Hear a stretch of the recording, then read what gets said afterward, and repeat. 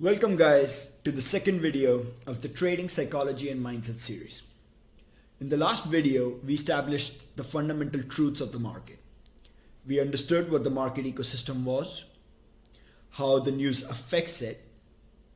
We understood that the market by itself is not biased or judgmental towards a particular set of group of people or events or anything else, which is why the market can never be wrong. It's only a perception of it or a view of it that can be wrong.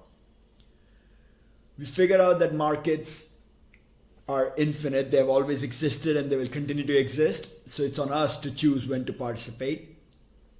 And we also figured out that markets are a complex system, so it's hard to understand exact causal relationships in them. So those were the facts of the market. That's the basic framework.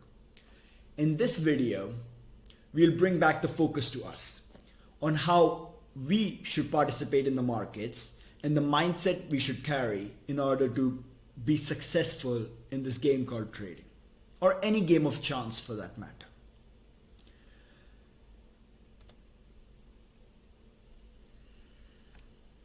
So for that purpose, I'm going to use the example of a coin toss while making an analogy or comparison to trading, because it would be easier to understand.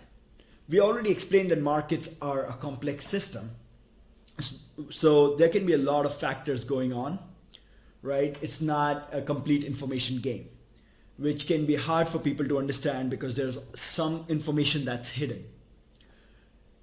For a simple game of chance like a coin toss or a dice, it's a complete information game because we know of all the possibilities that are available and we can define exact probabilities to them. So for this lesson, I will try and use the coin toss analogy just so you guys can have an idea of how games of chance work. So let's say we have a loaded coin. We know this coin comes 70% of the times heads and 30% of the times it comes out as tails. If you pick correctly for the coin flip, you double the amount you bet, and if you pick wrongly, you will lose your bet. So intuitively you know that if you keep playing this game over the long run, you will be making money because you can simply pick heads every time, and over 100 bets, right, you should win at least 70% of the time. Assuming perfect distribution of scenarios. Maybe there's a slight variation, but let's assume a perfect scenario in this case. So in this case, you already know you have an edge in picking heads, and that's your strategy. That's it. That's all you're going to do. You're going to pick heads. Now, one thing you realize is that for any one toss, you can get a tail. So if you're smart and you have $100 to begin with, you will not bet the entire $100 on one toss, because you know that there's a 30% chance you lose everything. Then you cannot play this game and you cannot work out the edge you have. Edge is the advantage you have by knowing that it's a loaded coin and 70% of the time comes out heads. What your ideal scenario would be to play as long as possible while winning. So this thing is intuitive to you. This thing you realize when you know you have an edge, when you know you have a system, when you know over the long run you're making money, you will realize that it's not smart to bet all your amount at once. And yet many of the newbies or amateurs in the markets do exactly that. They will come out, they know that a strategy has an edge, has an advantage over the long run, but they get greedy. They think every trade will be a winner, and they try and bet big, and any adverse event, any adverse outcome, in this case a tails for example, will make them lose their entire money, and they cannot take advantage of the edge that they had in the markets or in their system. So some things to understand. Each event, right, each coin toss that we had in the coin toss example would be independent. Just because the last toss was a tails does not change the odds of this toss that I'm going to play next. The odds stay the same. 70% chance it will be heads, 30% chance it will be tails. So each coin toss is a standalone event, and the result of one toss does not have any bearing on the result of the next toss. Same goes for trading. Let's say you found a system, you found a setup that over a long number of trades, right, has a 70% win rate, and the risk reward is 2 to 1. Right? That's an amazing system. Right? Like you would kill for a system like that. So you have a 70% win rate, even if you have the risk reward 1 to 1, that's fine. It's still a system that should make money over the long run. In this case, you have to realize that one trade does not have any bearing on the result of the next trade. I'll give an example, all right? I just chose a bull flag breakout. I'm not saying it's a profitable system. Maybe someone found a bull flag setup that has a high win rate and risk to reward, right? It has a positive expectancy over the long run, aka over the long run, if you keep playing it, you will make money. Now, if you took a bull flag breakout of Tesla and it failed, that does not affect the result of the next bull flag breakout on Apple, right? Each trade is standalone in that system. But most newbies, most amateurs, what they do is after every single time they lose, they're like, oh, maybe I did something wrong. Maybe my system is not perfect. I need to make some changes. And yes, no system is perfect. No system will have a 100% win rate. But after every loss, if you start to doubt your system, you will not be able to take advantage of a system that's proven to be making money. Right? After every coin toss, let's say you pick heads every time, and in 2 in a row, you lost because it was tails.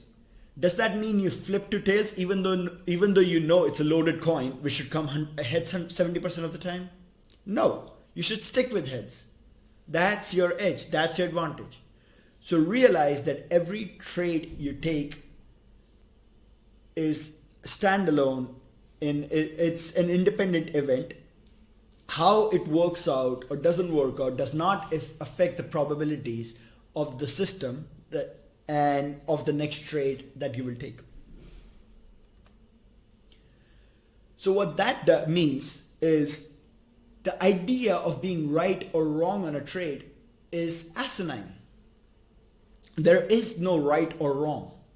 It's a game of probabilities. What you have in your control is when to enter and exit the trade. What happens to the trade is not in your control. There can be millions of reasons why a trade doesn't work out. We discussed it in the last video. It's a complex system.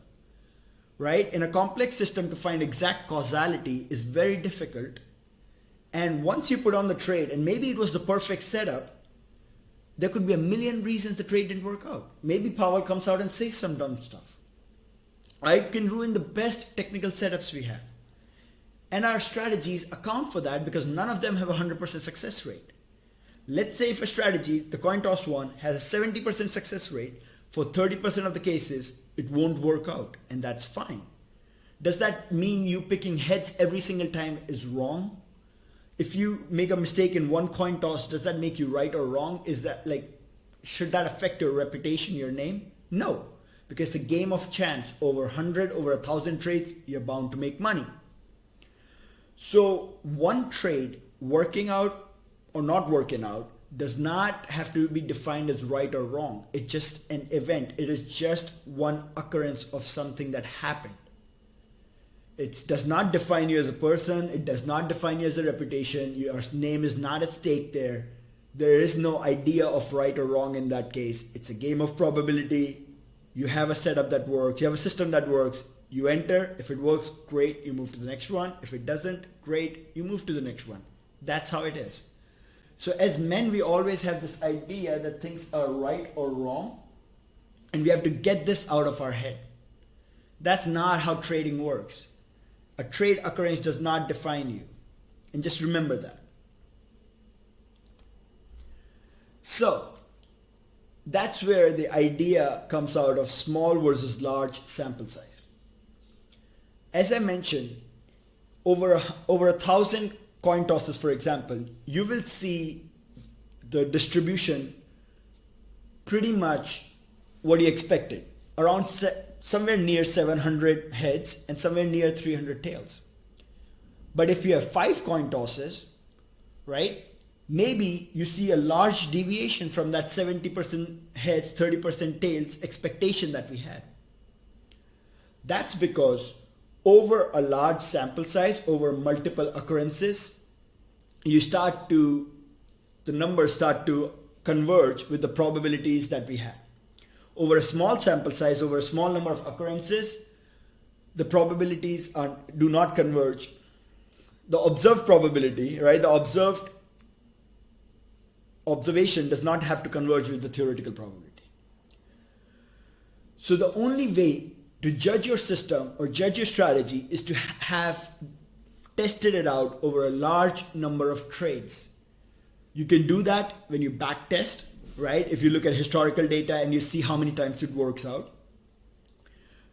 You can always do it in multiple ways. Let's say you're creating a system, so you choose a certain time frame. You create a system based on that, right? That's your data on which you create the system. Then you can test it on data that's outside that time frame.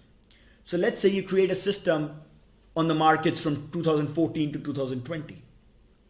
Now, to test out that system on a different sample of data, you can go test it out on 2008 to 2011 markets, and then go test it out on 2001 to 2005 markets. And that way you will start to see if your system actually has an edge, or was it based on the data you were using. And the only way to establish the edge of your system is to have tested it out over a long number of trades, so you can be confident in it and you can assign probabilities to your success rate as well as the risk-reward ratios. And then the final thing that we need to understand in every single trade we take is there are only very few things we control. We control 2 things: when to enter or exit a trade and the amount of risk we can take per trade. So the when will depend on your setup you have, and the amount of risk will depend on this idea that you will need to take a lot of trades in order for your edge or your advantage to manifest. And if you risk too much, you might not be able to see your advantage manifest because you will run out of money before your edge comes in play. In the coin toss example, if you put your entire bet on the first toss and then you lose, well, you cannot play anymore. You ruin an advantage there. But if you bet small amounts and can play over a long period of time, you are bound to make money. There's no helping it. So those are the things in our control. What you can't control is what Powell is going to say, right? What the news is going to come out. If there's some market makers manipulating something, what the economy is doing. All of those things are not in your control, and they should not play a role on you taking a trade. If you have a system that works, where you have a defined edge, then all you have to do is enter and exit based on it and risk such that you can play long enough for your edge to manifest. And those are the things that you have to keep paying attention to. You have to keep reminding yourself, anyone who survives in this game long enough is bound to make money. Your first goal is survival, protection of your capital. Your second goal is to increase your capital. Those who risk too much always go out first. There's an old saying in the markets, there are many old traders and there are many bold traders. But it's very hard to find a bold, old trader. Most of the traders who are cowboys, who are maniacs, they do not last in the markets. So always risk such that your advantage can manifest and you can play for a long time. With all these thoughts, I will finish off this video and we'll continue the psychology and mindset series next time.